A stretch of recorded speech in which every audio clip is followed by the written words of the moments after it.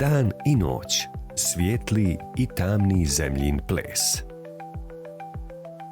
Jeste li se ikada zapitali zašto noću postaje mračno, a danju svijetli? To je zbog nečeg nevjerovatnog što se zove dan i noć. Naša planeta, Zemlja, uvijek se okreće oko sebe kao vrh. Kada je dio Zemlje u kojem živite okrenut prema Suncu, dan je. Sunce nam daje svjetlost i toplinu. Ali kada se Zemlja okrene od Sunca, noć je. Tada se vani smrači, a na nebu se vide zvijezde kako sjaje.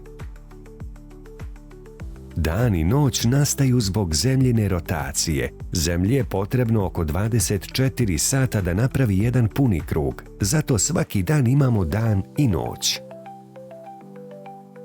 Različite životinje vole različita vremena. Neke životinje, poput sova, vole noć jer mogu vidjeti u mraku.